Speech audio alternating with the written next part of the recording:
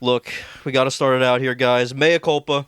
Mea culpa. Look, we mocked, we joked, we made fun, but it does seem like Peanut the Squirrel really turned the election for Donald Trump.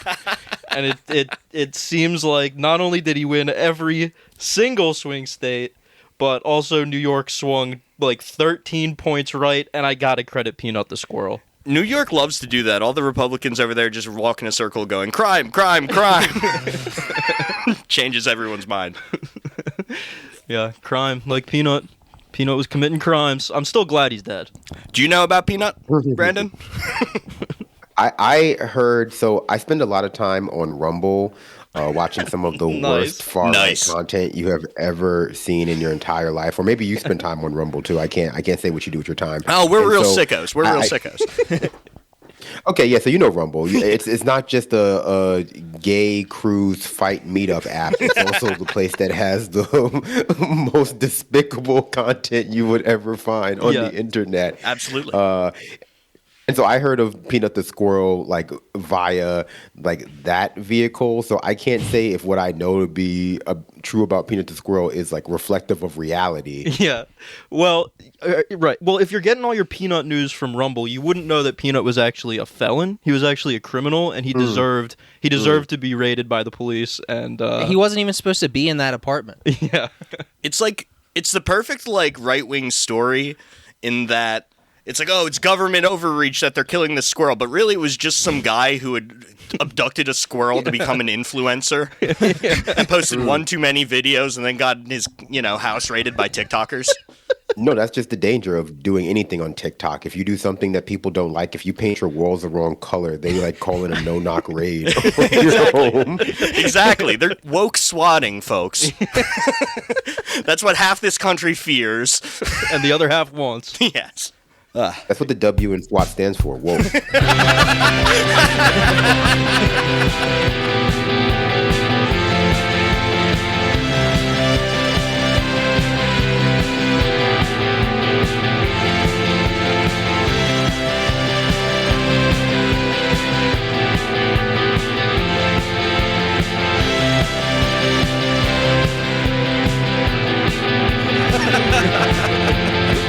Folks, we have found our left-wing Joe Rogan. I mean, honestly, if they want to sub me into that, like, power slap commentary table, I will be in Las Vegas tomorrow. Yeah. Well, maybe not tomorrow. I'm busy tomorrow. But luckily, now that Donald Trump is president, not to spoil the election for anyone who hasn't seen it. But now that Donald Trump is president, I imagine that slap fighting is going to be legal in all of the other 49 states and territories. And so I don't have to live in Las Vegas to watch two men slap each other unconscious. We can do that all over the country now. Like, America's free again. Freedom is back, baby. Freedom's back. We're slap dueling in the streets. Make power slap great again. We have made power slap great again. That's why they have the British guy announcing on it, because that's how British guys used to solve problems back in the day. They'd have a slap duel in the streets. They're like a slapping culture. How long is it before they bring out swords to power slap?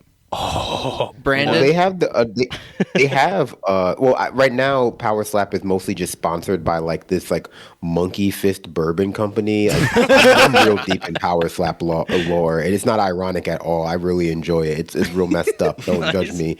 But like, there is a separate fight league that's like medieval mixed martial arts where they put people where they just it's what it sounds like. It's like medieval times, but people are actually fighting with the weapons and the suits of armor. I've seen this. Like I don't understand how it works either, because like they're really hitting each other with axes and shit. Yeah, they're blunted axes. Okay. That's how like jousts worked in the Middle Ages. That's hilarious. That's awesome. Oh man, I'd love to bet on some jousts on Kalshi or whatever that website's called. We need a left-wing joust culture. Left-wing joust Joe Rogan. We're a jousting podcast with a left-wing's perspective. Yeah. Welcome back to Boomer Death Squad, the number one leftist jousting podcast on the left. I am your host. I'll be Joe Hinchcliffe, I guess. Okay. Who are you? What relevant right-wing podcaster are you, Dan? Oh, Dan Poole. Dan Poole, there we go. Pretty nice. I'm aiming for the throat, much to the chagrin of the crowd. And folks, we have a wonderful surprise for you this week. We have no idea why he's agreed to come on this program, but we're happy to have him. You may know him from The Majority Report. You may know him from The Discourse. It's Brandon Sutton. Yes, I am here because I was invited to answer any questions you might have about that. I go basically anywhere I'm invited, and I'm always excited to be invited some places. But I guess to continue the joke theme of names, I want to be Brat Walsh. Yes. Like, you know. Nice. Yes. Very, very good. Heartbreakingly, folks, Donald Trump is now Brat. And I think that is a perfect way to start out this episode. Yeah, you know, we started with the mea culpa because, honestly, I thought it was going to be at least a lot closer than it was. Yeah, that was crazy. Yeah, she lost really, really bad. Now, Hillary is the second worst loser to Donald Trump. But I don't know if you guys saw, the Kamala campaign was putting out signals that they want to do a recount. They think that they can win. Good. The Democrats should demand for recounts and shit more. It would be the sign of them being a real party who wants it. Exactly. Yeah. In the NBA, you want a coach that does challenges, even if they're not going to do anything. You want them to care. Yeah, no, I agree. I think they should really just run out the clock. They should make a real fuss out of it. 100%. Of course, there are a bunch of nerds who are really obsessed with propriety, so they won't do that. But one last FU. I'm a petty guy. No, exactly. Yeah. Do Democrat January 6th. Why not? Why not? What else do you have going on? Try and make someone like you. Make January 6th the national holiday. Yeah. Whoever loses does it. Every time. It's an annual tradition. I guess let's just talk about Kamala first, right? Like her failures, the campaign she ran, and the outcome. Well, I guess she collapsed in every single demographic. Yes. I guess voter turnout got depressed by fucking 10%, something wild like that. 10 million votes. Yes. And Donald Trump lost votes as well, but just not at the rate that the Democrats managed to between now and 2020, when every single candidate lied about supporting, single-payer health care. Including Kamala Harris. Yeah. So full circle, what do you think? How do we get here? How do you feel about Dick Cheney personally, Brandon Sutton? Yeah. Well, I mean, when Dick Cheney was the shadow president of the United States of America, I was quite young. Not young enough to be totally tuned out of politics. That was during the Clinton administration when I was literally sub 10, sub 9 years old. I was a young boy. Yeah. But I was really first becoming, I guess, sentient. In my own opinion of my childhood development, I was first becoming sentient and remembering the world around me around that time, because I lived in New York during 9/11, and so politics was a big part of just the you couldn't drive anywhere in the city without seeing a mural with some burning towers or some firemen. I mean, it's really upbeat. Always remember. But yeah, it was a really depressing time for a child. Although I will say, I always remember on 9/11, all I did was go home and play Tony Hawk Pro Skater. So my day was pretty all right. I had just gotten the game, so I was really excited to go home and play. I think I also watched some Rocket Power. It was a very radical day. It was pretty tubular on my part. But it's also a cool day. I remember. I went to a really hippy dippy white liberal private school on a scholarship, so don't get mad at me. And during the Bush years, and we were always hearing negative things about Dick Cheney. People were always passing around Louis Black comedy specials about how terrible the Republican president was, and how Dick Cheney's a vampire and a ghoul and Hitler. He's ghoul Hitler. Yeah, and, so it's just weird to within my lifetime and not even be by my own interpretation very old. See him totally rehabilitated to be it's in a cartoon show when the villain of the first season joins the hero of the protagonist in season 3 to face the really big bad. Yeah, right. That's a profound statement. Dick Cheney is Vegeta. But it's when Vegeta joins. It's when Vegeta joins Goku, to fight Frieza, obviously after the Saiyan arc in Dragon Ball Z, and then I would say in the Majin Buu arc, Vegeta goes evil again, and that's how how Kamala lost the election. Dibbity controlled Liz Cheney and made her kill a stadium full of martial arts viewers. It's all the power slap. So like, if you haven't been paying attention to the election and this doesn't sound familiar, it's because I'm just a little bit more plugged in than you are. But yeah, no, it was just wild, and I think a lot of people, maybe some people, the people who didn't like it, we didn't hear their voices, but I can't imagine most people didn't find it to be as like jarring as I did if they were over 30 years old, or even just like in their late 20s, because it's impossible not to remember like how they talked about Dick Cheney, and how they talked about his corruption and his and using the vice presidency to enrich himself, and the fact that he may have did 9/11, all of these things kind of just went out of the window over the past month. Yeah, we became the party of doing 9/11, which is not very popular with just regular people, I guess. I mean, you can normalize this stuff. You could work on it. Yeah. At least 30% of this country is pro that. All right. So I think we're gonna try and start digging into some of these stats, if that's all right with you. We have some real fun votes from election night. We're gonna start with California Proposition 6, which was supposed to prohibit slavery and involuntary servitude. Yeah, and what's funny is they put it in the words of why don't we make slavery illegal, and there was no argument against it on the ballot. Guess what, folks? The noes have it. I mean, well, who else is going to put out the wildfires? No, that's a good point. No, exactly. Serve the servants, right? And there was also other interesting ballot measures that passed, in Missouri, a minimum wage increase passed to 15, I think, and also more mandatory paid sick leave. Of course, in deep red. And you know what? You could buy a mansion with $15 an hour in Missouri. In fact, and I want to briefly touch back on, we were talking about Hitler, but Dick Cheney. Everyone was calling him. You were saying he was Hitler, and what was the Hitler messaging this cycle? It was Trump is Hitler. I have an excerpt from an article here about a voter in Scranton. In Scranton on Wednesday, Matt Wolfson, a 45-year-old former construction worker, looked around at poverty in the Rust Belt city and thought the nation needed a change in leadership.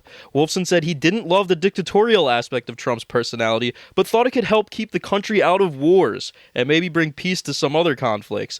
He's good and bad. People say he's a dictator. I believe that. I consider him like Hitler, Wolfson said, but I voted for him. What? Yeah. It's like the Democratic messaging didn't just backfire. These sensible, undecided swing state voters, they saw Donald Trump as Hitler and they thought, I one vote for Hitler, please.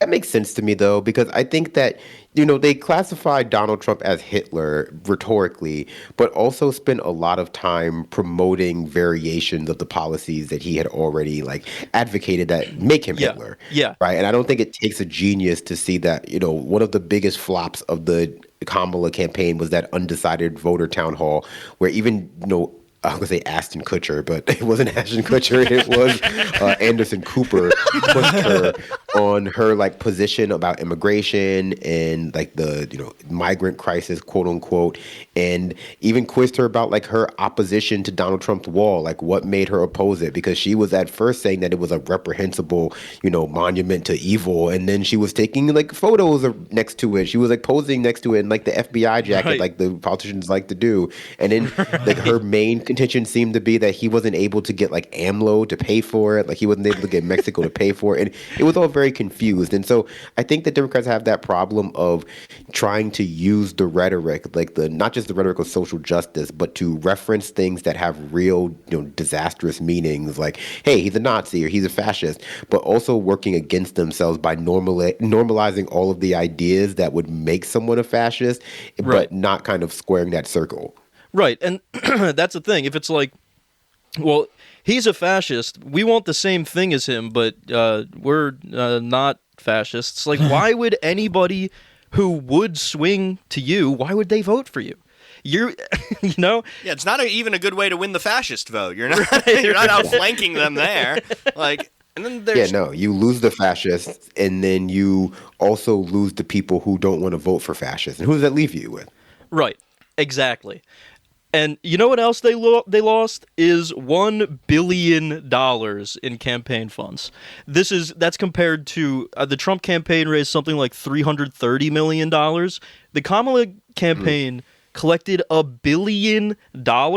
They are still sending out texts asking for money. And I read that there's something like $20 million in debt. Like their staffers weren't getting their paychecks. Oh my God. So when they were begging me, they actually needed it. It wasn't. I was talking so much shit. I was like, they have big money donors. They don't need my money. No, the fucking Donald Trump just tweeted like, very sad that the Democratic Party is in all this debt. Maybe us Republicans should pay it. Yeah, what the hell was that? Just dabbing on them, like unbelievable. Yeah, no, I believe it. I think the Democratic Party does a good job of funneling large sums of money towards very few hands. Like, I'm sure a lot of that money went towards paying for an impromptu Beyonce concert, maybe not paying Beyonce herself, who maybe donated her time, or maybe paying Beyonce, but paying people who organized it, paying the people who had really bad ideas, like declaring it like Brat Kamala Summer. Dude. Like, there's just a lot. There's a lot of well-connected people's dumb cousins and dumb nephews and dumb children who need a paycheck and who are now like the VP of strategy at some think tank or like brand firm that runs the Democratic Party from behind the scenes that we've just never heard of. Exactly. It was to build Lincoln Project beach houses primarily. Yeah, exactly. And just the earned media factor of Trump just, going on Theo Von and talking about cocaine and being like, whoa, so it makes you very up? Like that won him more votes than every Beyonce concert they threw. I guess that's another mea culpa, because we really mocked that strategy of theirs of going on all the podcasts. I didn't think it was going to do anything. It looks like it probably did. Like, he brought out young men in higher numbers than Republicans have gotten, whatever. There were some really stupid people standing around me in line to vote. I was like, yeah, this is a podcast listener right and that's here. something else we should talk about is New Jersey. She only won New Jersey by like 6 points, and she won New York by the thinnest margin in 50 years. Well, it took a very long time to vote in New Jersey. A miserably long time. You did end up voting, though. How long did you wait? 3 hours. Jesus Christ, man. For nothing. Well, look, don't blame me. I voted for Joe Biden. Don't blame me. I voted for Kodos. The Democratic Party's internal polling towards the end of the Joe Biden run came out. Did you see that, Brandon? I did, yes. I did see. And you're talking about the polling that was kind of leaked into the mainstream by the Pod Safe boys, right? Yes, exactly. The ones that said he was going to lose by 400 electoral votes or something. He's going to lose New York, New Jersey, Oregon, everything. He was going to lose everything. They were going to invent new states for him to lose. They were just going to suddenly see new stars show up on the American flag, and they were going to he lost Grinsylvania? What? That clause in the Texas Constitution that they can split into 5 different states happens, and he loses all 5. Yeah. Absolutely. I saw that Kamala. It says Kamala will find a landing spot in California post loss here, and that she's going to be a favorite to run for governor of California in 2026 because Newsom's term limited. And I got to say, that is the Nixon trajectory. She's going to lose that. Yeah, there's nothing more embarrassing in any country's democratic process than taking the highest office then stepping back. It's happened to every British prime minister who's been in charge for a month in the last couple of years. Just it feels bad, man. I don't think she. Yeah, no one likes to be demoted. I just don't think she's going to win either. I think that we have to kind of come to terms with the fact that Kamala was kind of a dud politically. somebody who wins elections. To be fair, that's something that she had in common with Hillary Clinton. Like Kamala has been, I think, more successful in winning elections at the local and like statewide level in California. Yeah. But I think she was just not ready for prime time, not ready for the national like level, and maybe she never will be. I mean, she is also in her 60s at this point. Like our politicians are old. She just doesn't have the name recognition, doesn't have the juice. I don't know what it is. You can say anything. Not like Hillary Clinton. Hillary Clinton never really won any elections without like heavy favoritism playing her way. Her Senate seat, that was a Mickey Mouse Senate seat. And Kamala did, technically win her race for DA or whatever, but it was a squeaker in an election that is never a squeaker for Democrats. Yeah, she just happened to be in the right place at the right time. Exactly. I think that we can all admit that. And had she pulled it off, like had she been able to pull off the victory, it would have been it would have been literally that meme that goes around from The Boys of Andy the guy who plays Homelander. I was gonna say something Star, just like smiling. Yeah, just like smiling as everyone starts clapping after he totally atomizes somebody, and you're like that. Okay. Yeah. And I mean, I would have felt for her a little bit. Like, there's nothing like getting incredibly lucky. I just think that, that's just not the world we live in. No, absolutely. She did so poorly in the 2020 primary. She impressed Joe Biden, a lifelong loser who was being handed the presidency and got to be the vice president. Got to follow his exact trajectory, basically. Yeah. It's days like these that you really got to thank Barack Obama for making sure this all happened. Right, yeah. And speaking of Obama, there was Obama's biographer, this is from the Daily Mail, Obama's biographer reveals ex-president fears for his legacy after tone-deaf preaching harmed the Harris campaign. And that's in reference to when he was like, black men, I know you'll never vote for a woman. It's like I can't. That was in like the same week that they trotted out Richie Torres to Michigan, and when they picked up Liz Cheney, it's just like they sent Kathy Hochul to Pennsylvania. Why? Yeah, exactly. No one likes Kathy Hochul. Nobody knows who she is. If you know who she is, it's a bad thing. Right. Yeah, the Democrats sent Kathy Hochul to like the MTA to walk on the trains and like you talk to people about voting for Kamala, and that strategy just didn't pan out for some reason. I can't say why. Imagine a politician appearing at the train station, and all the trains are now like 30 minutes behind because she wants to shake your hand. Right. Well, talking about strategies that didn't pan out, let's talk briefly about the Kamala campaign's attempt to do what Hillary tried to do in 2016, which is the famous Chuck Schumer quote: "For every blue collar voter we lose, we'll pick up 2 right wing moms in the suburbs."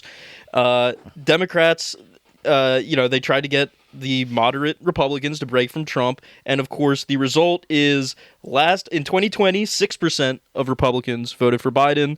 In this election, 5% voted for Kamala. So they in fact lost them instead of picking up any. And they lost their wine moms that came out in 2020 and 2022 were too drunk this time. Yeah.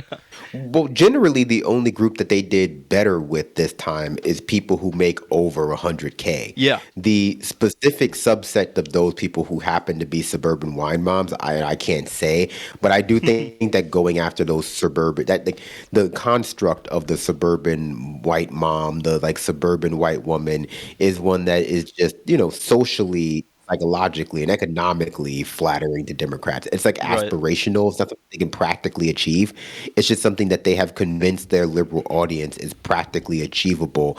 And they've been able to do so because I think within liberal spaces, especially like ones where money is not that big of an issue, and so their material concerns take a back seat to identity concerns. They like to watch the same TikTok, the same Instagram content that frames all of these couples as having these deep divides due to like these battleless sexist memes and like little skits and stuff like that. Like, oh, my husband doesn't put down the seed, and he doesn't know how to cook, and like little like stupid bullshit like that. Yeah. And I think they take those, and the Democratic Party with their third way like propaganda over the past 40 years has been able to convince them that those women are secretly liberals, that they're secretly Democratic voters in waiting, and they're in some ways being held hostage by their husbands, being forced you see The Room, not the Tommy Wiseau one, but the one with Brie Larson. They're being forced to stay inside of like a little shed on the property where their husband, like every 4 years, slips in like a absentee voter ballot and makes them sign their name to vote for like Donald Trump. That's not the case. Well, these women are just like basically conservative. They're conservative because they're voting along with their material concerns and like their incentives in that part. They're not viewing whatever differences they have with their husband through the veil of like systemic politics or systemic misogyny. They just want them to pick up around the house more. And we can identify that as being part of like a systemic gender role issue, but they don't see it that way. They don't mind any of that stuff. And the Democrats just want them because those are the social circles they run in. They run in moneyed white suburbs. A lot of their consultants do too. A lot of the pundits that are Democratic adjacent do too. And it'd be easier for them if everyone in their friend group were able to be in the same political party. And it was just the party of moneyed, well-off people who like polite society and not this kind of divide between them and their neighbors over, who wants to vote for fascist and who wants to vote for 99% fascist. Right. Absolutely.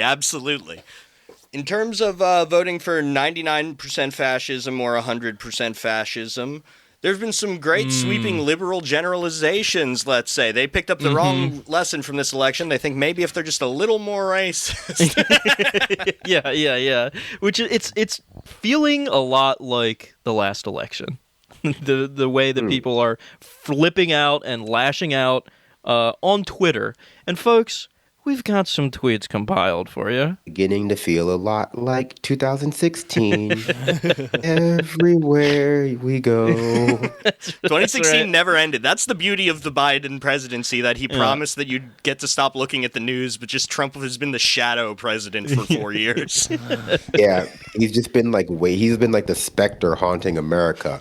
I will say, in the vein of like resistance-y tweets, I'm actually kind of glad for some of the resistance libs, because you can tell that like in 2017, someone, like a bunch of them probably thought of like the best anti-Trump jokes, but it was already too late, like in 2021 when they thought about them. And so they've just been like sitting on some of these like butthurt email jokes and like, orange man bad things that like weren't quite right for a Biden presidency. Because they've just been, I've seen a lot of like funny, like good resistance tweets, ones that would have been like real bangers in 2017. Right. Like there was one that was like, I guess we found out that it wasn't but her emails. It was because they're females. And I was like, you got him, Becky. Bars. That's fantastic. Yeah. Well, let's get into some of the Mad Libs here. Of course, it seems like a very common refrain they've been going to is, I'm going to be really happy when they deport all of the illegal immigrants. But it's like, where are they? Where are the illegal immigrants? I feel like I don't encounter them in my day-to-day. I don't think I do either. They're in restaurants. I don't know what they want. Republicans love going to restaurants. Right. I don't know what they think is going to happen. There's going to be so many dirty dishes now. Yeah, it's going to be really interesting to see what actually becomes of this policy, because he is running on it. He's like, I'll do it day one. What does that mean? What capacity does our state have to do something like that? And they're saying 20 million people on day one.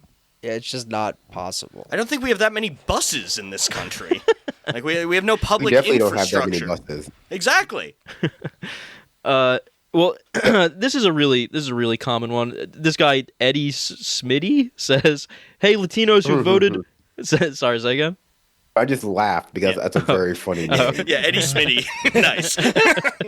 Hey, Latinos who voted for the felon. This is how I'm going to react when they deport your undocumented family members. And it's one of the stock guys, sipping tea or sipping coffee or sipping wine. This tweet has been sent out 100,000 times in the last week. Yeah, even liberals are clout sharks. Everyone wants a little taste of that, like, viral magic. It's not as cracked up to be, because after you get to, like, 10,000 likes, everyone's just calling you a slur in the comments. It is the everything app, so you got to just expect that.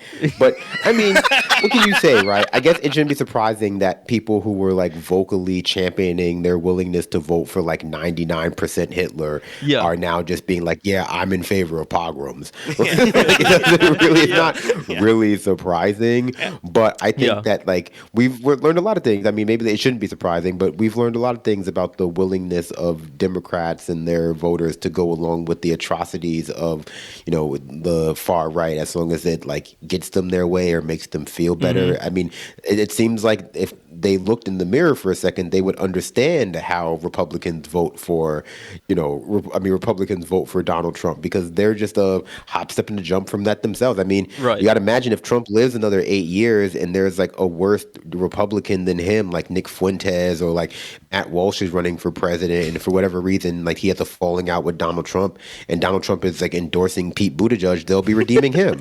They'll just be going like, oh yeah, we love Trump now. Like I love The Apprentice. I watch The Apprentice every night. I always was saying he wasn't so bad when he was president. Like they're doing with Bush. 6th. Like they're doing with Bush, like they're doing with Cheney. They make a third Home Alone movie and put like a 95-year-old Donald Trump in it, like the second Borat movie they made in 2020. It's the redemption movie to prevent, like you said, Ian Miles Chong from becoming president somehow. You know what? I never realized this, but once Trump is like fully in the throes of dementia, he might like default back to the 70s when he was a Broadway gay, and he might, endorse Pete Buttigieg for president, or, be like, mad that Kamala lost. This whole thing could have been prevented if Lin-Manuel just gave him, like, tickets. This whole thing wouldn't have happened. I was trying to run, possible scenarios from, like least to most bad in my head when this all happened. And one of them was, it was one of the hopeful ones. He just leans into the Broadway and the drama. And he has more parades. He's like, I need to fund the arts. Like, probably not. No, probably. I'd say probably not, but maybe maybe there's a Broadway renaissance. To any liberal, I think the most likely positive that comes out of the Trump administration that he sends Elon to jail for being annoying. There's a very good chance. I've been saying it online a lot, and I'm the more I talk about it, the more obvious it seems that the two of them just can't have a lasting relationship. Yeah. I think it's been so long since the first 2 years of the Trump administration, so people have forgotten that like his whole thing for the first 2 years before COVID happened was that there'd be a revolving door of people who were having fallouts with Trump. There was Sean Spicer, Anthony Scaramucci, it's just endless numbers of flackies coming in and out, thinking that they could manipulate Trump only for him to like prove how capricious he is and like eventually get the better of them. Yeah, no, I've been seeing those posts of yours. I totally agree. Like if you're coming in on the ground floor with Trump, you're basically guaranteed to get like if Bannon could get canned out of the fucking Trump White House, Elon Musk isn't gonna be. Yeah, and all the tweets I've seen in the last week have been like, yeah, Elon's spending every day with Donald Trump, and he's eating breakfast with him on the patio. He's overplaying his hand, dude. He's being too annoying. Yeah, you're totally right. That's gonna happen, Brandon. We read. He already has 2 kids he hates. He doesn't need another family. Exactly. Yeah, we read an article about the failing get out the vote campaign for Trump run by Elon a couple weeks ago. Clearly that maybe that wasn't so correct, but one of the key things I took away from that was a Trump quote where he was just telling aides that he thought Musk was so annoying and he wanted to stop hanging out with him. I can't wait to see what the stars that get put into the Republican cabinet this time around. Susie Wiles. She's the Wiley Wiles. Wiley Wiles. It worked. You're right. Yeah. She's the most powerful lady in Florida. Yeah. Yep. Wiles is, I think, his chief of staff, and Stephen Miller is his deputy chief of staff. Didn't he just announce 2 people are out? He was like, Mike Pompeo and Nikki Haley are off the island. They're not getting in. They were too woke. Well, so I don't know what actually. I should have looked this up. I'm a bad political commentator. But instead of looking at real news, I've been watching. Sorry.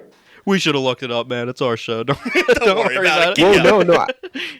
I was going to say I've been listening to like all of the far right people like who are too far right for Trump. People who were like, no, I am not going to vote for Trump, not because like Trump is too far right because he's some sort of like fascist. I'm not voting for Trump because he's like too much of like a soy cuck. Like he's not dedicated enough to overthrowing like the Jewish run leaders of our society, people like that. And Right. I think he might have been getting a lot of pushback from his right for not basically doing what he did in 2016, which is running on like draining the swamp, running on like jailing pedophiles and Bill Clinton and having Hillary Clinton put in like the cask of Amontillado or something. I don't know, like, whatever. Like having her put in Tower of London, Which should have but happened, by the instead way. just like because Trump is not interested in actually legislating, just like staffing his entire cabinet with the same like Republican ghouls. So I don't know Right. if he has the ear of more people who are just like further to the right than he was in 2016. And then Mike Pompeo also like kind of threw him under the bus, and he doesn't like stuff like that. Like, he remembers things like that. Dude, he hates fake friends. That's the primary political belief of Donald Trump. No more parties at Mar-a-Lago. So, okay.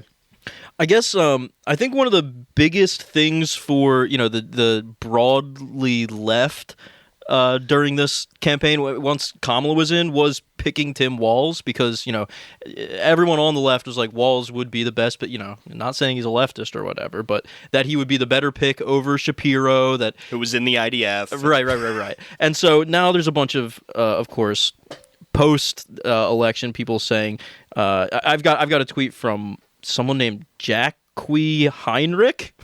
Okay. Great sign.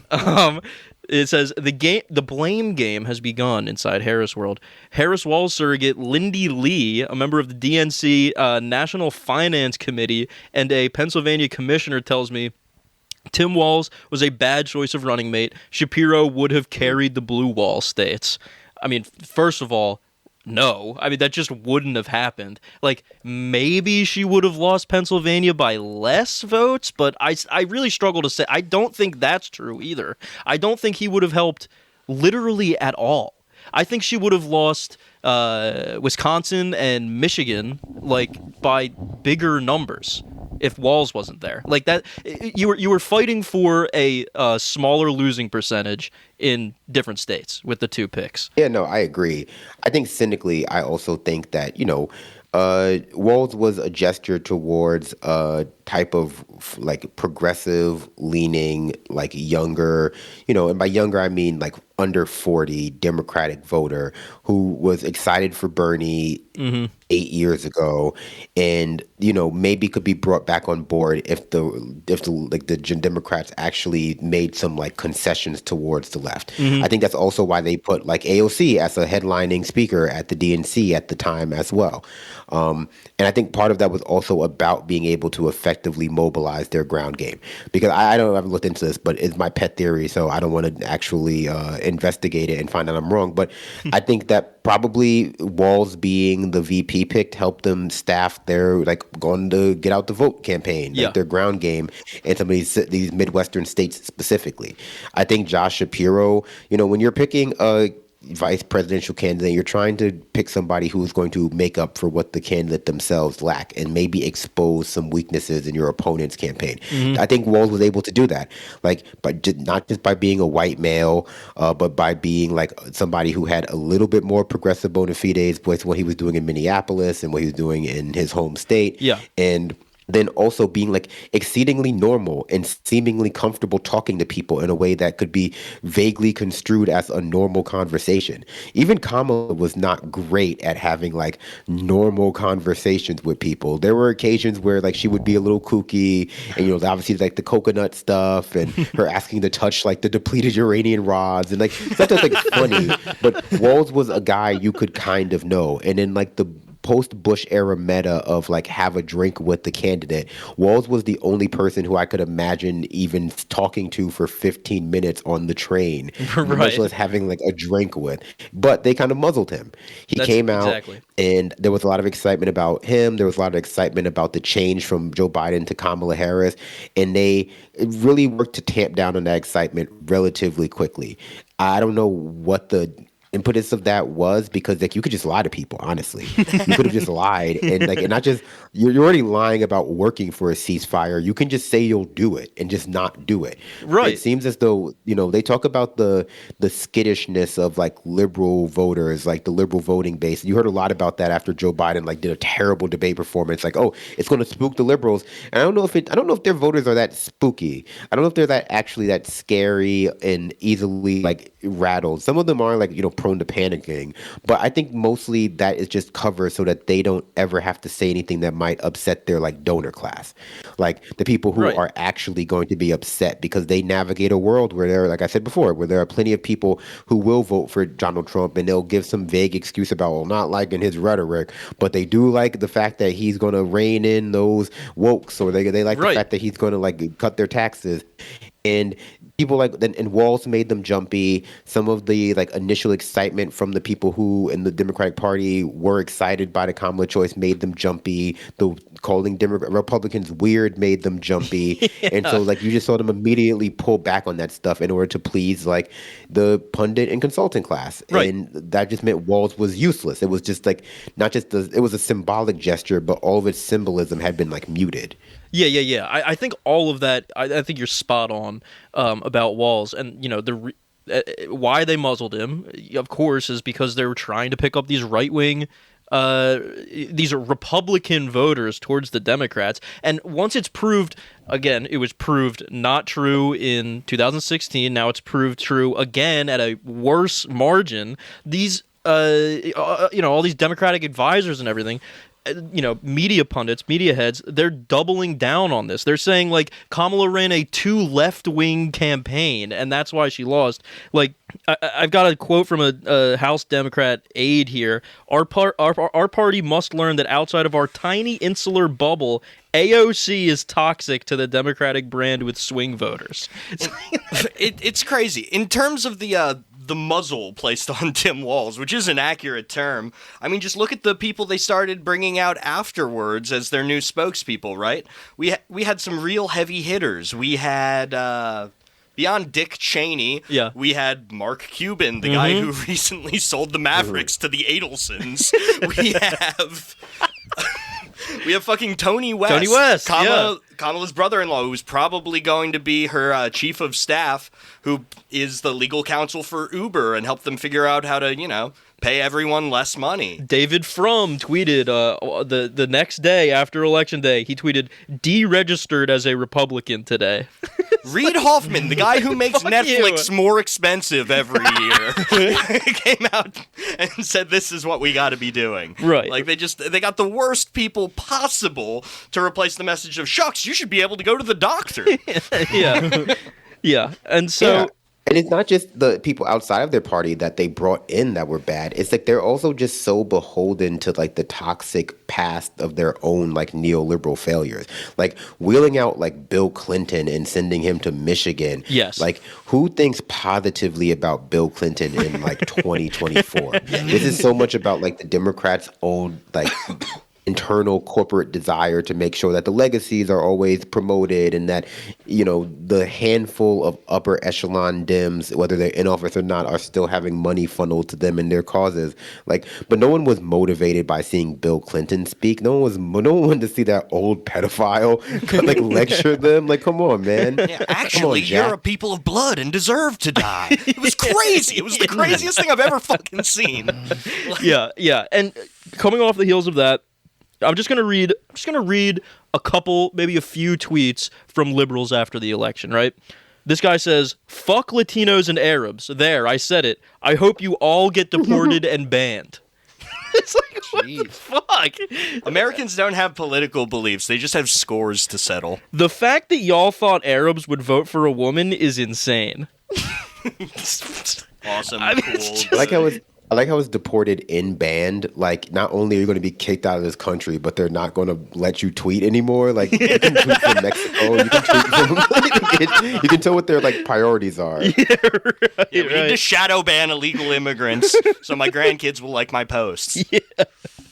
All right. I think we've I think we talked about this enough. I just want to go off on one last tweet that I think it really encapsulates the Biden years. It really ties it up in a nice bow here. We got a tweet from the Oval Poffice. We all love the Oval Poffice. You know the Oval Poffice, Brandon? I mean, is that one of those like accounts that tweets like a dog, but like the dog has brain damage? Yes, exactly. It's it pretends to be Biden's dogs. So it's like there's first of all, there's no longer an Oval Poffice. They all got kicked out of the White House. Like it's the Oval Poffice in exile. Also, all of his dogs are German shepherds. They should be tweeting in like blood and iron. Heil. Exactly, Hail Biden. That's what like Right? a German shepherd's bark sounds like. Yeah. But to be fair, if any presidential dogs deserve their own like tweets and I might read them, then it's Biden's dog. But only if they really leaned into how much they loved biting people, especially Secret Service agents. Yeah. I would be Bit like an a evil really security funny guard parody today. account. Yeah, I know he's evil. I can see the evil in his heart. That's a great tweet. Well, the last tweet from the Oval Poffice, probably ever, it's a little dog print emoji, a broken heart emoji, and an American flag, and it just says goodbye. not They've even been put down. They've been put down. That's like going to be the end of the 2025 remake of like Old Yeller before like Timmy has to take him out behind the behind the shed. That's what he's going to tweet out to like TikTok. They've gone the way of Peanut. The Oval Poffice have yep. gone the way of Peanut. If only Twitter was this big in 2008, so there could be an account for Barack Obama's dog named after Biden's dead kid. All right. That was a subtle cuck play. That was a subtle domination So play. fucking and by subtle, I crazy. mean incredibly obvious. So fucking great. Actually, the biggest alpha move I've ever seen in the Democratic Party, probably. Shout out for that, I guess. Yeah. All right, let's. He knew how to keep them under his thumb. He knew how to make them like clearly like his betas. No, exactly. Objectively, we're 16 years into the Obama administration now. yeah. All right, let's get into our articles for this week. We just got two short ones. We're returning to a website we haven't read in probably like multiple years. The Palmer Report, folks. Brandon, you ever heard of the Palmer Report? I think it's James Palmer. Arnold. As opposed to Arnold. Yeah, I was gonna say. A James Palmer is when instead of mixing the iced tea and lemonade, you just like punch yourself in the face. Why don't voters like it when I do this? Well, I think this article, it probably, this guy probably did hit himself in the head a bunch of times before he wrote this. It's I would like that, actually. Stupid. it's titled "To Sir with Love." This is me talking to my master in my BDSM relationship. This is the worst. This is my least favorite Roger Moore James Bond movie. The ones from the early 60s where it's just like a guy typing. Don't blame me. Like that and like on Her Majesty's Secret Service, the ones that aren't about like some weird German dude with like a disability killing tons of civilians with a space laser. All right, well, this is by Boca Blue in the Palmer Report. I remember Boca Blue. Yeah, Boca Blue. Yeah, I think he's just one of James Palmer's alters, yeah. Returning favorite on the podcast, Boca Blue.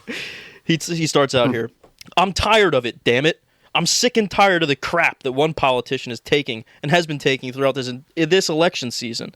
Different articles are written for various reasons. In the case of this article, I want no more than to embrace and pay tribute to a man who has been so unfairly maligned by Republicans, by the press, and by members of our own party.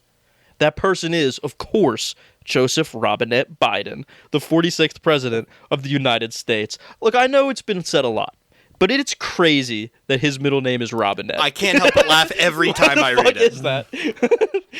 I cannot think of one politician who has taken the crap that President Biden has. And still, he stands. He stands, head held high, democracy and freedom surrounding him. He stands as an ode to liberty and to common decency. He stands as an uncorruptible force of nature. Hurricane Biden.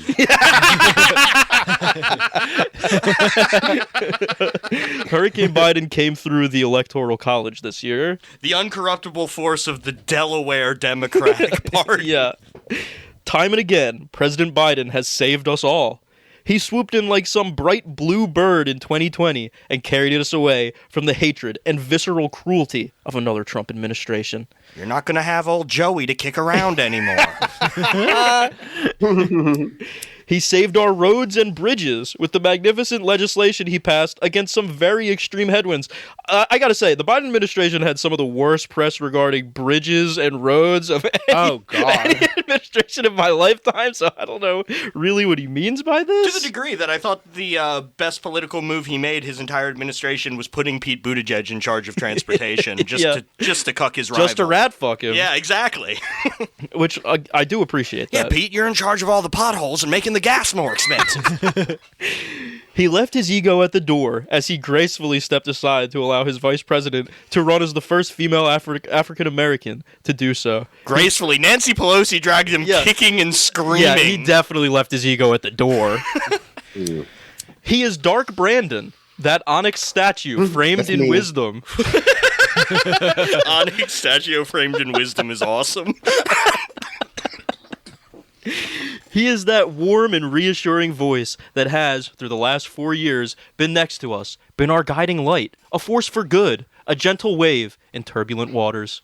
He has been our wise owl of the night. I mean, you need that. You do need that, but I think I take issue with Boca Blue asserting that Biden has been our wise owl of the night. I just don't know if that's been the case these last 4 years. He has not. He's Owl Man. I love the idea that he's this reassuring voice. It's when are you hearing his voice? I'm owl of the night. Standing hard against the forces of evil. I don't know if Biden gets hard. Just gonna say it. I'm sure he does. He shows himself as a dignified, elegant, empathetic president, a man for whom dignity and grace come as naturally as breathing clean air. So thank you, sir. Thank you for your beautiful contributions to America. Thank you for sustaining her, for making her better, for not clipping her wings, but giving them air to soar higher. Does he have some sort of special, like, lung filter that he has? Is his air cleaner than the rest of ours? Probably, yeah. Thank you for still standing after overcoming terrible losses, for pouring that seemingly unending empathy over the American people, leaving them awash in the golden starlight of pride. The golden shower of Joseph Robinette Biden.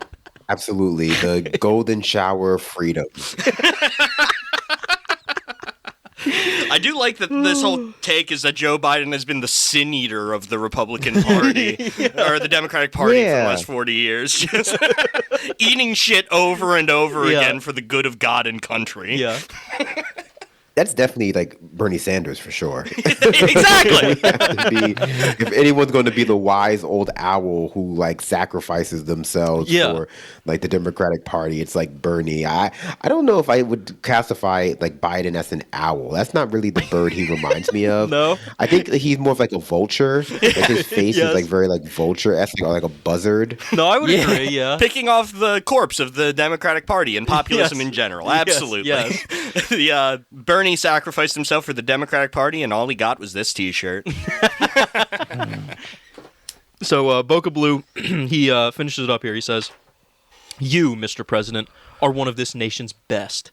If this writer could carve your image on Mount Rushmore, I'd do so. You are looked on with gratitude, smiles, admiration, and love. Thank you, sir, for always doing right by us." I do agree with that Biden should be on Mount Rushmore. That's awesome. Also, can presidents just decide to put, like, will Trump put himself on Mount Rushmore? Oh, my God. I don't know if there's room. I don't know, dude. Isn't it a mountain? Make it a ring around the mountain with more faces. Yeah. Mount Rushmore in the round. Yeah. We blow it up and now it rotates on a big platform. We're gonna move on from the Palmer report. I just really liked that little. He really did like an Irish limerick for Biden there. Hey, we haven't heard how many write-in votes Joe Biden has gotten. Yeah, dude. I wrote in Joe Biden and I can't find the tally on the website. Joe Biden has won the state of Michigan. That's a great question. Do you think that anyone wrote in Joe Biden actually? Like, if there are like actually like, and by 4 more anyone, years? there are so many Americans who vote. So like, but let's say like, do you think that over 100 people nationwide wrote in Joe Biden? Yeah, like where does he rank compared to like Mickey Mouse and Homer Simpson? That is a good question. How many people stood by their president to the very end? Mr. Beast has received more votes for president than Joe Biden. Did he beat these nuts? Is that possible? Can any third party writing candidate beat these nuts? I hope not. RFK got votes in some states. Yeah, he was on our ballot. Eventually, some libertarians just got to change his name to D's Nuts to pick up those votes, right? That's the stuff they're doing over there. Yeah. He can be like that weirdo who wears the fucking boot on his head. Yeah. Vermin Supreme. Yeah. There's a tradition of that. We're gonna move on to our last article here, and it's really we read him last week. I think we might have read him the week before that. We should just read him every week. It's the best part of this podcast, folks. Yeah. So, Brandon, whenever we have a guest on, we like to visit our favorite writer, Michael Baxter, at Real Raw News. Have you ever read Real Raw News? Yes, I think I actually have, but I can't recall under what circumstances, if I was forced to, or if, I just suffered, some kind of psychic break after reading it, so I don't remember. I can't say. Well, probably a psychic break. If you like farming Rumble for content, you're gonna love this. Yeah. If you've ever seen any stories about Hillary Clinton or Obama getting hanged at Gitmo, it probably started with Michael. Yeah, Michael Baxter has for the last 8 years been posting about all the celebrities and politicians who have been secretly executed by white hats under General Berger. Yeah, this sounds familiar, actually. This sounds familiar. Is this like Q adjacent? Or Yes. Because Definitely, I'm not super... Okay, so I'm not super into Q, but I think I've heard of these specific these specific ghost hangings. Exactly. Yes, yeah. This is like what's left of Q, basically. Like for all the like old men who don't really understand the computer but got into Q, this is what they've been reading to like keep up with it now that Q got arrested for whatever. And you know what I've been thinking is like QAnon really it popped off under Trump and then it kind of died off under Biden. So I'm like, do you think it's going to pop off again in this second administration? Well, it's like how Democrats talk about Biden accomplishments like he's somehow done a lot of stuff because they like to believe their administration is doing something. The Republican version of that is believing that they did kill Nancy Pelosi and replace her with a clone or a hologram. And they've also hanged two of the clones so far. Yeah, they're turning the clones, Brandon. Yeah, no, there's an endless number of Nancy Pelosi clones. So, we have this secret shadow government that's always hanging them. Yes. But it's a full-time job. There's like a whole bureau of just dedicated towards constantly picking up and hanging Nancy Pelosi clones. They keep making them. But it's a living. It's a living. It's a great union. But Donald Trump is bringing blue-collar jobs back to America. All right, bring in the next Nancy. Hangers. All right. So, Michael Baxter, of course, we've got a jubilant article in Real Raw News. It's just titled, "He's Back!" with an exclamation point. This is the most excited we've seen him in years. Yeah. If he could, he'd make the website play Many Men. That's also what I title my Easter edition of my newsletter. He's back, but I was referring to Jesus. So I guess, Oh, I think you'll Who's the find fake Michael's Christian referring now? to Jesus too. So he starts out here. Donald J. Trump has resoundingly defeated Kamala Harris to become the 47th president of the United States in what honest historians will likely consider the most historic presidential election in American history. The most historic election in history, folks. Yesterday's election was a redux of 2016, a sharp rebuke of the deep state's unpopular economic policies, wokeism, open borders, and criminal warmongering that left the nation teetering on bankruptcy and citizens struggling to afford groceries and gas. Trump's win was a referendum on all things deep state. Again, like the vaguely anti-interventionist posturing that the Republican Party has been able to have for the last 4 years, where they're like, yeah, we're not just going to give defense contractors whatever they want forever. Oh yeah, no, definitely not. Is awesome. We're about to see some real big heel turns on how based NATO is. The decisive moment came when Trump won North Carolina, where the deep state tried cheating its way to victory. At 11:19 p.m. Eastern Time, the mood at Trump's Mar-a-Lago headquarters in West Palm Beach switched from cautious optimism to jubilance, while sore loser, that's right, folks, he put 2 O's in loser, the sore loser, I don't know if that's a double entendre. He's a good writer. It's probably a double entendre. I like him in the things he says. Sore loser Kamala Harris, who refused to concede last night and instead told supporters she would issue a statement Wednesday morning, vanished from sight like a phantom. The Phantom of Mar-a-Lago. That would be great. That'd be a great like landing spot for her, a soft landing, like roaming around Mar-a-Lago with like a half face mask on, like dropping chandeliers on people. Yeah. I would like. That's like how Kanye wrote his last albums, right? Like he was just doing that around like the whatever the stadium they have in Philadelphia is, and he would just like come out during like a random game, like a random hockey game for like the Philly Flyers, and he would be like, "Oh, they spotted Kanye," and then he would disappear. Yeah, he's living in a room with no windows in the Wells Fargo Center. Exactly. He's the one that plays the organ during all the plays. Yeah. Notably, Trump's resurrection saw fruition despite Trump's resurrection. Okay, literally, yes, he's talking about Jesus. Saw fruition despite the deep state's covert efforts to steal the election, as it had done successfully in 2020. A source in General Eric M. Smith's office told Real Raw News that white hats, red hats, and civilian volunteers thwarted 27 instances of election fraud across 9 states, including destroying trucks holding tens of thousands of fraudulent mail-in ballots and remotely disabling voting machines, flipping ballots in all the swing states. I feel like they only tried 27 times in 9 states to steal the election. You're not trying hard enough. You gotta just keep trying and trying. They should have more dead people voting. Where's your grind? Yeah, really, that was probably Doc Rivers' contribution to the steal. He really dropped the ball. That was the funniest thing that happened, how right before the election they released a video with Doc Rivers, a guy who is universally despised in the states of Pennsylvania, Wisconsin, and all these other states for ruining their NBA teams. Yeah. And a famous, by the way, fourth quarter fumbler. Exactly. It was at that point I knew it was over.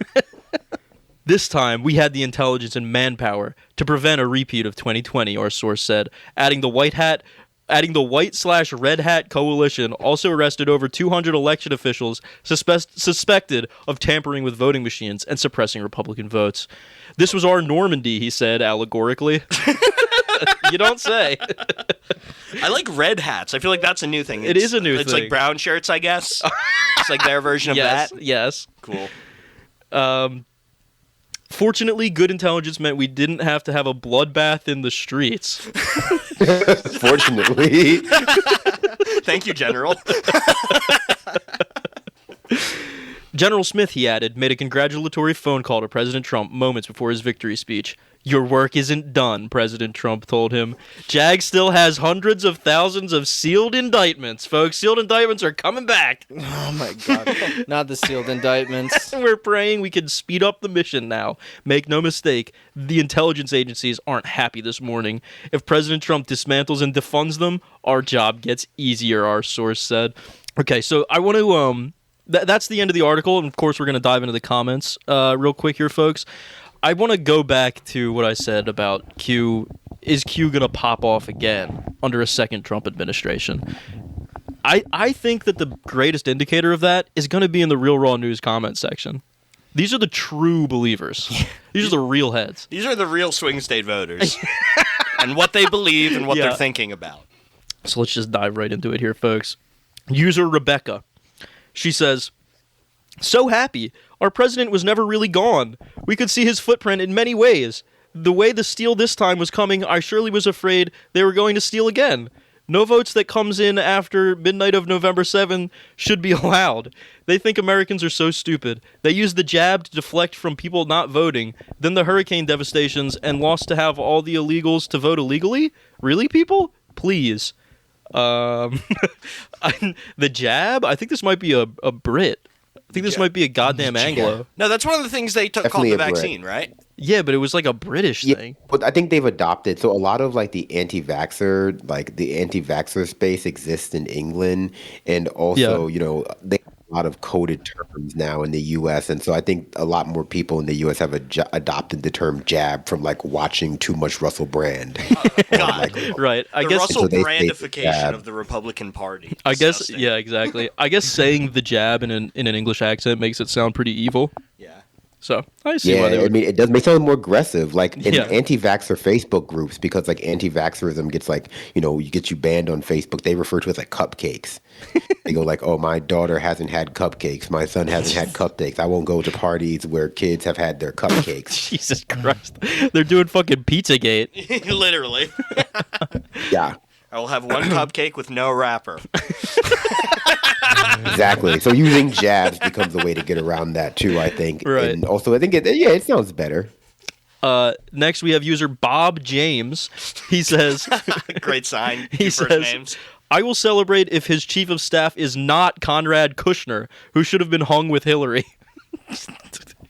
Okay. Not a true believer, not a real Trump head, mad at Jared Kushner for selling his building with 5-foot ceilings to Saudi Arabians. Yeah. Next, user Taylor Young. She says, I followed your Twitter feed. Thank you. I read God, he's every got single Twitter. We have post. to be on this. Yeah, he's got a Twitter. We're on this. I hope that he actually had an article on election night called Read My Twitter tonight. Oh my God. I hope that the white and red hats check the videos of James O'Keefe, Greg Reese, and Michelle Swinick of Arizona for more election fraud criminals. It seems that here in Arizona, and primarily in Maricopa County, where I live and voted, the fraud is rampant. Every single election official and the USPS seem to be involved. This has happened for so many years now, and I believe that all should be arrested on suspicion and released if their fraud cannot be proven beyond a doubt. Folks, I'm constantly saying you're guilty until you're proven innocent. This is cool because it's just like hyper local politics. Like Yeah. Greg Reese, Michelle Swinick of Arizona. No idea. Yeah, It's exactly. probably her school board. Yeah, exactly. Maricopa County, I went to. isn't that Joe Arpaio? Does anyone know? Yeah, that is. It used to be. Yeah, Oh yeah, yeah, no, I yeah. think it used to be. I don't know if he's still the sheriff there, but I am a connoisseur of local government live streamed city council meetings. Yeah. You're It's some of James the best O'Keefe content head? you get for free. Yeah. I guess that makes sense. It just like local cranks coming to air their grievances to the like school board meeting. Now, you hear about a lot of beefs. Like there's school board meetings, but then there are like local city council meetings. I was watching one a few months ago where this guy in Texas was going in front of the city council, and I didn't think this was the right like location to air this particular issue out, but he had a bunch of photos because his central contention was that his neighbor was using his parking, using his driveway and using some of the space outside his house as like a makeshift garage to like do like mechanic work off the books, and that it was like eyesore to the neighborhood. It was giving them a bad reputation. And last time that he went to go confront his neighbor, the neighbor was like, "If you come over here and nag me about this shit again, I'm gonna shoot you." And so like he just went to the city council meeting to complain, and he had like taken photos of all the cars and all this other stuff. Like he was like, "I just want you to pass an ordinance to make this illegal." And I was like, "I think you have bigger problems." Yeah. You got something else going on here. Well, I'll tell you one thing for certain. That guy reads real raw news. It's awesome to be like a Republican and be all about like pulling yourself up by the bootstraps, and you see like a guy doing mechanic side work and you're like, I'm gonna kill you. How dare you pour oil onto the ground? Oil's supposed to go onto the ground. That's where it comes from. That's so true, Joe. Ashes to ashes. Yeah. Next, we have user KOP144. He says, I fully believe Trump won all 50 states. It's a cool belief. It's cool to like win this much and still be mad. Yeah. That's like, believers never die, man. We have user Isaac. The states Trump lost were because of truckloads of demon rat ballots bought in, like, New Jersey. Oh, well, couldn't police every state. And user Hopeful replies to that. He says, yeah, let's hope we don't screw up this term in office. Need to come out of this 4 years with the deep state fully cleaned. Last time, the deep state bided their time and came back with a vengeance. Trump picked deep staters as his closest aides. Hope he has learned a lesson. Who do they want him? Yeah. Who does like this type of Republican want him to pick? Just like General Berger, General Mike Smith. Vice Admiral General Crandall. Flynn, Captain Crunch, Count Chocula, Grimace, Ronald McDonald's Purple Friend. The Hamburglar should be head of HUD, obviously. Mayor But McCheese. it's funny that there's, like, I guess horseshoe theory is in some ways correct, or maybe people are just the same all over. Because for some Trump voters, like Trump is their Obama. Yeah, Like, yeah. he's somebody who like rolled into office with like a wave of populism after defeating like a bunch of entrenched political operatives within the party, a sort of overnight ascendancy. And then he disappointed them by immediately tacking towards the center, becoming like a neocon, becoming a neolib. And a lot of them are just doing like the same kind of mental gymnastics progressives and like leftists did for Obama in like 2012. Going like, oh yeah, well, those first 4 years, yeah, he gave into the deep state and he did all of the things that like Mitch McConnell wanted, and like he couldn't go full gloves off. But now he's not running for re-election again. Maybe Donald Trump will finally clean out the swamp. Yeah, maybe finally take down Shrek. That's so true, man. And it's even more directly analogous to Obama. Maybe not his first term, but this term he'll have both houses, at least for the first 2 years. Let's see if he gets rid of the deep state. I think it'll be really interesting to see where we're at in 4 years, because when Obama picked his successor, or gave it to Hillary because he didn't care and he wanted to go make Netflix documentaries or whatever, she ate shit. Yep. So who will be the chosen Trump successor? Does it make more sense to go like a J.D. Vance route, presuming he hasn't pissed him off by that point? Or would it be, is Donald Trump Jr. the heir presumed? If the Republican primary is Don Jr. versus J.D. Vance, what do you think happens? Oh, I think everyone just kills themselves, right? Yeah, right. What choice do we have at that point? We all drink the Kool-Aid, causes, folks. All right. The society, reality just folds in on itself. Yeah. I will say I don't think J.D. Vance is going to be able to extend his career past like the Trump administration. No. People didn't like him when he was the VP choice. Like, yeah. He was maybe Trump's biggest fumble. If Trump had picked maybe a better running mate, he might have done a 50-state sweep. He might have taken New Jersey. Might take a New Jersey. If he had picked like a woman, maybe not Nikki Haley, but like Elise Stefanik, or maybe like a black guy or a Latino guy, like he might have really cleaned up. It might have been even more embarrassing. Right. Oh, the Tim Scott sweep would have been real. I agree completely. Yeah. You know what I think are some real like alarms around Vance's like future political career is, during the Trump administration, everyone was freaking out about Tom Cotton, saying he's the link between the neocons and the Heritage Foundation and like pure Trumpism, and he's Trump's heir apparent. He's going to be a successor, and he's really scary. And what happened to him? He's a fucking backbencher. He's nothing. Like, you don't hear about him ever. I just think absolutely only gets garbage time minutes now. Right, and they're saying all the same things about Vance, and I just think that doesn't really fare well for him. I don't think he has the juice. It seems Peter Thiel really got his money's worth out of that. You gotta give credit where credit's due there. We'll see where all this ends up, but all right, let's finish up here on our last comment in the Real Raw News comment section, folks. I think this is a good place to end off. I think it's going to really sum up the next 4 years of our lives. Maybe the next 12, maybe the next 16 if they lower the presidential age so that Barron can be president for his entire life. We've got user Dr. John, folks. With President Trump getting ready to move into the real White House, we can breathe a sigh of relief. Not let our guard down, but also not be on high alert. So once again, I take you with me on my research, discoveries, and pending hypothesis. It is interesting to note a scientist in their research has a bit of confidence they are headed in the right direction. And when finding that concept, belief hypothesis was in error, be willing to abandon that idea in search of another clue. Exactly. Thank you. That's what it's all about, really. As you may remember, I have the fortune or misfortune of acquiring the Guillain-Barré syndrome not once, but it appears 3 times. I want to say fortune because it is rare and having it more than once makes me very special, and we all want to be special, don't we?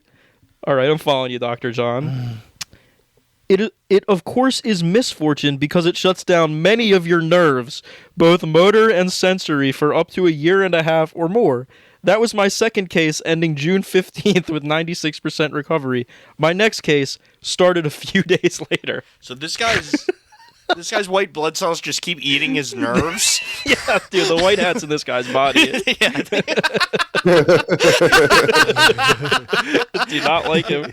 The white hats in his body are taking down the deep state. The good news is I have more time to study this unsolvable condition. No one knows what causes it, nor how to resolve it. What? This guy's got the disease from SpongeBob where his body just keeps trying to kill him. Yeah. As mentioned a few months back, I believe I know what causes it. More research is needed and a more detailed study and survey is needed to confirm my findings. Time is needed to implement the study. In the meantime, I am only a few months into a 14-month recovery. What can I do? Well, my hypothesis is that I was deficient in omega-6, a vital fat for humans that must be derived from the diet. If true, would correcting my diet to include proper amounts of omega-6 help me heal? It appears the answer is yes! We know from lab tests my nerves were not functioning, and everyone, including me, assumed they were dead. Oh, all right. So this guy is saying he solved Guillain-Barré syndrome by eating some sort of supplement. Fish, many fish, taking much fish oil pills, I'm assuming. I'm glad he's better. Yeah. I'm glad he's better. I mean, I'm glad he was able to have like 4 ounces of salmon and cure himself. So, some guy who's RFK never Jr.'s healthcare plan is. Yeah, just So a guy who's true. only ever eaten cheeseburgers his entire life eats one piece of fish. I feel great. Yeah. However, with my improved diet, nerves and functionality are coming back. I have muscles that need retraining and body that does not trust my legs to do the right thing, but I am rapidly gaining functionality. My biggest fear is falling and breaking another bone. So is my hesitant walk a nerve problem or a lack of nerves to trust what once failed? All right, Joey, you were right. He does literally have the SpongeBob disease. Where Yeah, he's like, every day he falls down and breaks his bones. until the heart attacks put me to sleep at night. The key here is the omega-6 may be a viable preventative and cure. The research is far from over, but it is looking promising. Now, as you know, virus is bull, so what is chickenpox, which attacks the nerves and is related to shingles? It could be the same dietary problem? It is very likely so since our large family lived on a tight budget, as did many in those days. That's so true, Dr. John. This is the median voter. This guy voted for Biden in 2020. And then he was in a coma for 4 years. And then woke up and voted for Trump because they attacked his president. Yeah. Well, this last sentence here, I think we should all be looking at these vibes going forward with the next Trump presidency. Pretty cool stuff. Not done, not positive, but looking good. Incredible. Thank you, Dr. John. I hope you get better, buddy. Yeah. Good luck. I hope Donald Trump cures your uncurable disease that you keep catching. Folks, that is all we have for you so far. Get ready for another Trump administration. Let's see how long RFK and Elon Musk last. In terms of this podcast, 4 more years of articles, so at least we got that, boys. Yep. The articles will never stop. That's right. Brandon, thank you so much for coming on. Had a great time. Yeah, thank you for coming on, taking time out of your day, dealing with this format in which you can't tell which one of us will be speaking at any point. Yeah, thank you No, a I mean, lot. I It was a really lot of fun. appreciate it. I love this whole, like, one of us tells only truths, the only one tells only lies. It makes me feel like I'm going on an adventure. Well, I gotta say, it's among the better adventures we've ever had on the podcast. Thank you so much. Anything you want to promote specifically? Well, I mean, just the normal stuff. I have, I am unfortunately still a slave to the Saudi and Diddy funded everything app run by Elon Musk. So you can find me on there, Twitter/X at Pretty Bad Lefty. You can find me or my podcast, The Discourse, on basically every podcasting platform: Spotify, iTunes, SoundCloud, on SoundCloud, it's /expand the discourse. You can find us on Patreon at Patreon /expand the discourse, and you can find us on